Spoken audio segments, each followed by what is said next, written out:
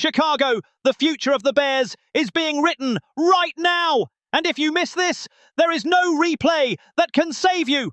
Press Taylor just took full control of this offense, and the connection with our quarterback could change everything for 2026. But DJ Moore, one of the most beloved players by this fan base, might be rocking a Bears uniform for the final time, and what Poles is trying to pull off in return is going to leave you speechless. And to top it off, Zaven Collins, a former first-rounder with untapped potential, is about to hit the market. And if Poles does not move now, some other team is going to scoop that dude up before you can even blink. 3 stories, 1 destiny. Hit subscribe, smash that like button, and do not go anywhere. Press Taylor. Look, let me keep it all the way real with you. When I saw Press Taylor get bumped up to offensive coordinator, my first reaction was, finally, Ben Johnson is building his own staff. And that is exactly what we needed to see. Because let me tell you something. After Declan Doyle bounced to Baltimore, there was a ton of uncertainty about who was going to run this offense that just dropped 441 points in the regular season. The 3rd highest total in franchise history. Press Taylor was here last year as the pass game coordinator. And you know what he did? Helped Caleb Williams break the franchise record with 3,942 passing yards in the regular season. 3,942 yards. And then, in the playoffs, Caleb threw for 361 yards against the Packers in the wild card round, the single-game postseason record in team history. Let me ask you, does that sound like a coincidence? I do not think so. Here is how I see it. Press Taylor gets Caleb Williams, knows how to maximize this kid's talent, and now that Taylor has full control of the offense, things are about to get real interesting. But here is the part that has me really thinking. Taylor came from Jacksonville, where he was offensive coordinator for 3 seasons. Those were not lights-out years, let us be honest, but Taylor learned from those mistakes. Before that, Taylor spent 8 years in Philly and was part of the staff that won Super Bowl 52. You cannot buy that kind of experience anywhere. Now, some of you might be asking, is that enough? Can Press Taylor really take this offense to the next level? And I will hit you with this. Who knows this receiver room better than Taylor does? Rome Odunze, Luther Burden III, Colston Loveland. All these young dudes worked with Taylor last year. Taylor knows their strengths, their weaknesses, and how to put them in spots to succeed. And let us talk about Ben Johnson for a second. This person does not make random moves. Promoted Taylor because there is trust there. Because Johnson knows Taylor can run his offensive vision. And if you watched what Johnson did in Detroit before coming here, you know this person does not mess around when it comes to dialing up explosive offenses. The Lions had one of the best offenses in the league under Johnson. And now that mindset is coming to Chicago. And you know what the biggest thing is in all of this? Continuity. Caleb Williams does not have to learn a totally new system, does not have to build chemistry from scratch with some coordinator who has never even seen Caleb play. Press Taylor was already here, already knows Caleb, already knows how Caleb thinks, how Caleb reads defenses, what kind of plays Caleb likes. That is priceless for a second-year quarterback. Because let me tell you something about young quarterbacks in the NFL. Consistency in coaching is what separates the good ones from the great ones. Look at Patrick Mahomes. Mahomes had Andy Reid and Eric Bieniemy from day one. Look at Josh Allen. Brian Daboll was with Allen 3 years before leaving.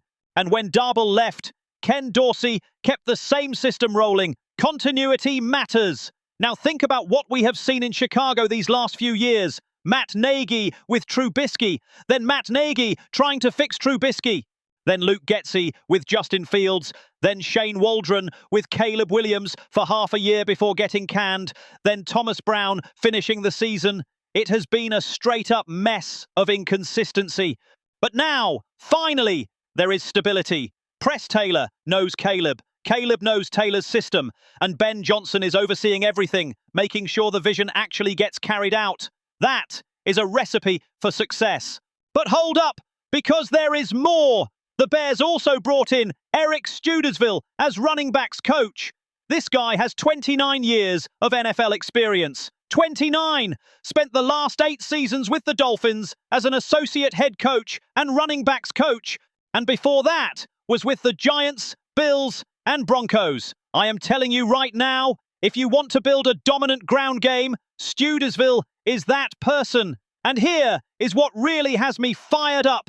Stewdesville steps in for Eric Bieniemy, who went back to Kansas City. Bieniemy did a good job last year, no lies there. But Stewdesville brings a different mindset, has worked with some of the best running backs in league history, and now gets a shot to mould whoever the Bears roll out in the backfield in 2026. You know what else is interesting? Stewdesville has already been in Chicago before, started as a minority coaching fellow with the Bears in 1996, then joined the staff full-time in 1997, was here through 2000. So this person knows the organization, knows the culture, knows what it means to be a Bear, and now comes back with almost 30 years of NFL experience. That is huge. Now, I know what some of you are thinking. What about DeAndre Swift? Is Swift going to be here next year? Fair question. And we are going to get into that in a bit. But first, let me just say this. With Press Taylor as offensive coordinator and Eric Stewdesville running the backs room, this offense has a shot to be straight up historic. And do not sleep on Will Loring, coming in from Boston College as offensive analyst, and Isaiah Ford, who played for the Dolphins and is now a quality control coach. These are smart moves, moves that show Ben Johnson is building a deep staff with people who really understand ball at a high level. Let me ask you, are you ready to see what Press Taylor can do with full control of this offense? Do you think Caleb Williams is going to take another leap with Taylor calling plays? Because I do. I think we are about to see something special in Chicago. Think about this. The Packers have Jordan Love with a new coordinator every other year. The Vikings are still trying to figure out what they even want to be on offense. The Lions just lost Ben Johnson and are now scrambling to replace that mind. And here we are with continuity, with a coordinator who already knows our quarterback, with a staff that understands Ben Johnson's vision. That is a massive edge. And here is one more thing. When you have continuity on the coaching staff, especially on offense, it shows up as wins on the field. The best teams in the league are the ones with stability, the ones that are not spinning the coordinator carousel every season. And now the Bears finally have that. But here is the real question. Can Press Taylor design plays that put our receivers in spots to just take over? I think so. Because Taylor already did a version of that last year. Rome Odunze had a rock-solid rookie year. Luther Burden III flashed straight-up brilliance. Colston Loveland turned into a legit threat over the middle. And all of that happened with Taylor running the pass game. Now picture what Taylor can do with full control of the offense. Picture the formations. Picture the mismatches Taylor can hunt.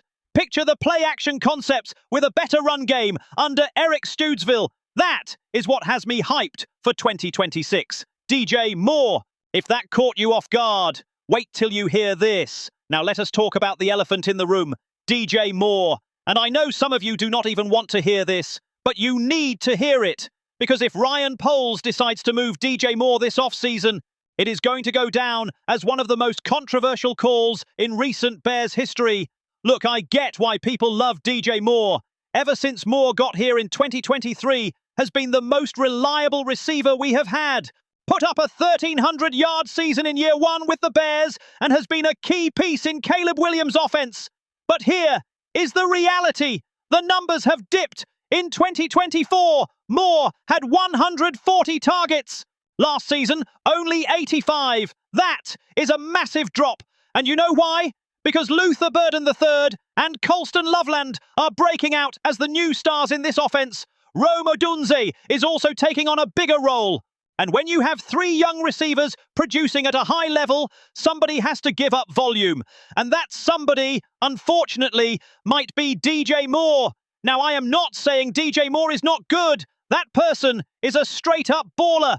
But here is the question Ryan Poles has to ask.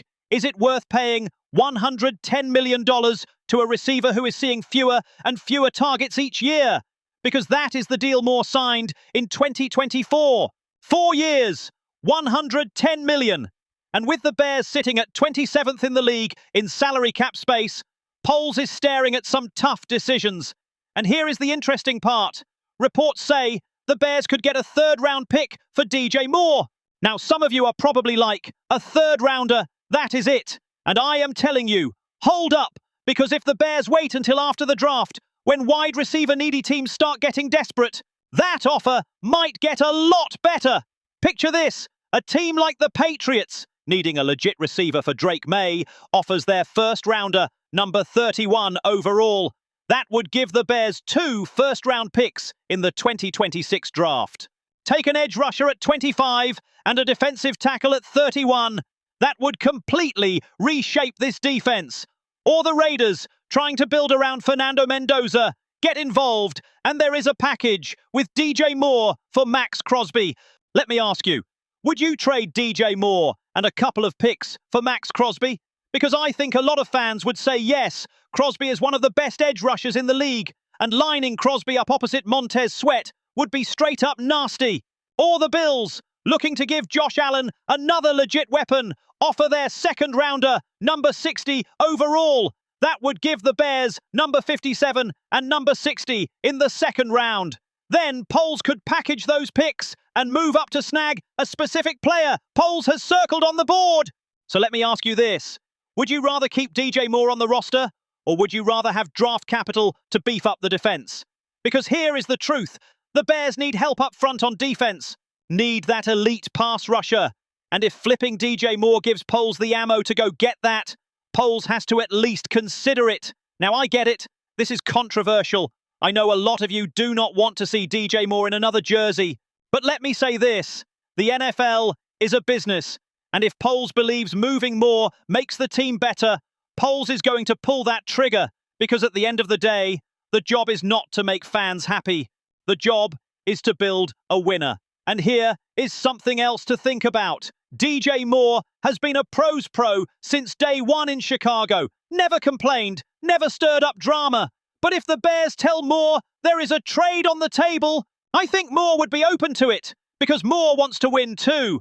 And if that means going somewhere with more targets, more opportunities, there is a real chance Moore considers it. But here is the other side of the equation. What about Rome Odunze, Luther Burden III, and Colston Loveland? These dudes are the future of this offense. Rome is 24, Burden is 23, Loveland is 22, all on rookie deals, which means cheap. And in today's NFL, when you have young, cheap talent, you have to squeeze every drop out of that window. Let me put it this way. Do not rule out the possibility of DJ Moore getting traded before the draft. And if it happens, do not act shocked. Because Ryan Poles is out here playing chess while everybody else is playing checkers. Poles is thinking 3-4 moves ahead. And if Poles believes moving Moore now gives the flexibility to build a championship roster, Poles is going to do it. And here is the wildest part. The Bears might actually be better without DJ Moore. I know, sounds crazy, but hear me out. If Rome Odunze steps fully into that WR1 role, if Luther Burden III keeps leveling up, if Colston Loveland becomes a constant threat over the middle, this offense could become more dynamic, more unpredictable, and a lot harder to defend. And with the money saved by moving Moore, the Bears could land a big-time defensive free agent, could bring in a game-changing edge rusher, could fortify the offensive line, could make multiple moves to upgrade the roster across the board. So let me ask you, do you trust Ryan Poles to make the right call here? Do you think Poles knows what Poles is doing? I do, since Poles got here, has shown a real understanding of roster building, smart trades, solid drafts, responsible cap management. And if Poles decides to move DJ Moore, I am going to trust there is a plan behind it. But let me be clear, this is not a shot at DJ Moore. That person has been amazing for this team. Professional, productive, a leader in the locker room. But sometimes, in the NFL, you have to make the hard calls. And if Ryan Poles believes this is the right move for the long-term future, I am backing it. Now let us talk about the actual numbers. DJ Moore carries a cap hit of about $27.5 million in 2026. If the Bears trade Moore, they could free up around $20 million against the cap, depending on how the deal is structured. That is a lot of money that could go into fixing other parts of the roster. And here is what really stands out. The Bears are sitting 27th in available cap space. That means less flexibility than most teams in the league. So if they want to be active in free agency, if they want to land impact players, they have to create room. And moving DJ Moore is one of the simplest ways to make that happen. But here is the real question. Is it worth it? Is it worth giving up a proven receiver for the possibility of upgrades elsewhere? I think it all depends on what Ryan Poles can get back. If Poles can land a first-round pick, or if Poles can include more in a package for an elite player like Max Crosby, then yes, it is worth it. But if the best offer on the table is just a third-rounder, I am saying no, keep more. Zaven Collins. And just when you thought we were done, let me hit you with something that could be the cherry on top. Now let us talk defense. Because if there is one area where the Bears need to get better, it is the pass rush. Last season, the team finished tied for 22nd in the league with only 35 sacks.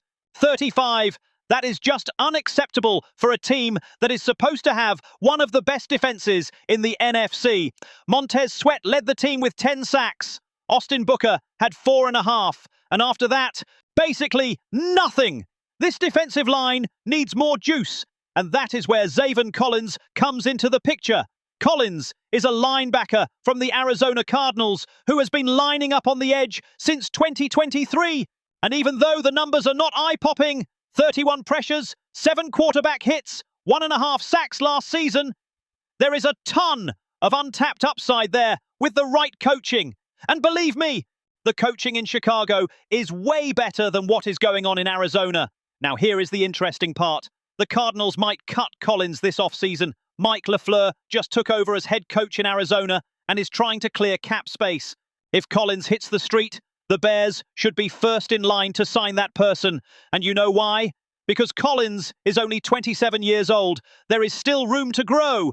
And with Matt Eberflus and this defensive staff, we could finally see Collins become the pass rusher people thought Collins would be when Collins went in the first round back in the 2021 draft. Let me ask you, would it not be perfect to have Collins lined up with Montez Sweat on that defensive front?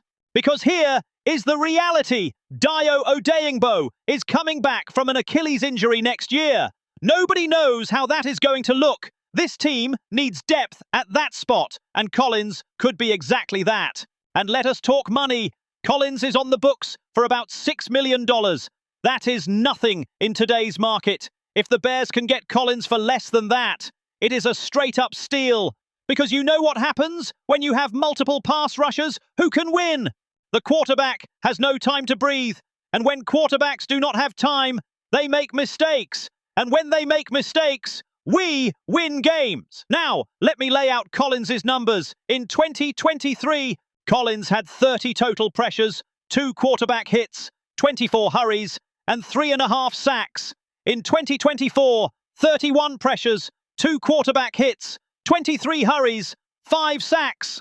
And last season, 31 pressures, 7 quarterback hits, 22 hurries, 1.5 sacks. See the pattern? Collins is generating consistent pressure. The issue is converting those pressures into sacks. And you know what that usually means? With better coaching and in the right system, Collins could easily be an 8 to 10 sack per year player. And that is exactly what the Bears need. They do not need another Khalil Mack. They do not need another Von Miller. They need a solid player who can consistently win and take some heat off Montez Sweat. Here is my take. If Zaven Collins hits free agency, Ryan Poles needs to be on the phone immediately. Because if another team snags Collins, we are going to be kicking ourselves all year. And here is what has me really excited. Collins has played over 470 snaps on the defensive line in each of the last 2 seasons. Has suited up for all 17 games. That is durability. That is reliability. And in the NFL, especially up front, you need players you can count on every single week. Some of you might be wondering, where exactly does Collins fit in this defense? And my answer is, all over. Matt Eberflus runs a 4-3 and Collins can slide in as a defensive end on passing downs. Can rotate with Montez Sweat and Austin Booker. can give Dio Odeyingbo a break when he is back, can be that third and long specialist. And here is the best part. Collins is not going to break the bank. Like I said, Collins is currently on the books for around 6 million. But if Collins is released, you are probably talking about 4 to 5 million per year. That is nothing for a player who can give you 500 to 600 snaps and around 30 or more pressures a season. So let me ask, would you rather spend 15 million on some big-name free agent who might not even fit this scheme, or throw 5 million at someone like Zaven Collins with real untapped potential? To me, that answer is pretty obvious, and there is one more piece here. The Cardinals are in rebuild mode. Mike LaFleur is a new head coach who wants to bring in his people.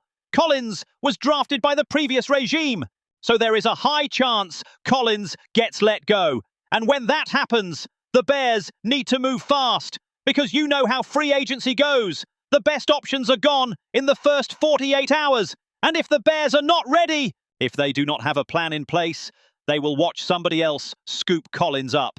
And that would be a straight-up loss. So here is where I stand. Zaven Collins could be exactly what this defense needs. Not the whole answer. Not the one person who single-handedly drags this team to a Super Bowl, but a piece. And when you are building a championship team, you need pieces. You need people who can do their job, contribute, and help the team win. And that is who Collins is. Not going to be the headliner at the Pro Bowl, not going to be all-pro, but can be a rock-solid player who helps this pass rush get where it needs to go. And right now, that is exactly the kind of move the Bears should be chasing. Zooming out, here is the bigger picture. The Bears have Montez Sweat, who is an elite pass rusher. But after Sweat, who is there really? Austin Booker flashed some juice, but is still young and learning. Dio Odeyingbo is coming off a serious injury. And after that, there is not much. So if the Bears can add Zaven Collins at 4 to 5 million per year, that gives this team depth, gives options, lets them rotate bodies and keep players fresh deep into the fourth quarter. And in today's NFL, where games are decided late, having fresh legs on the defensive line is absolutely critical. Look, these three stories all connect through one simple thing. Ryan Poles is building a championship roster. Press Taylor as offensive coordinator, the possibility of DJ Moore getting moved, and the chance to land Zaven Collins. All of this is part of the master plan. And I am asking you, are you ready to see how this all plays out? Because here is the reality. We are living through a crucial moment in this franchise's history. There is a young, talented quarterback in Caleb Williams. There is a head coach in Ben Johnson who knows how to design explosive offenses. There is a general manager in Ryan Poles who understands how to build out a roster.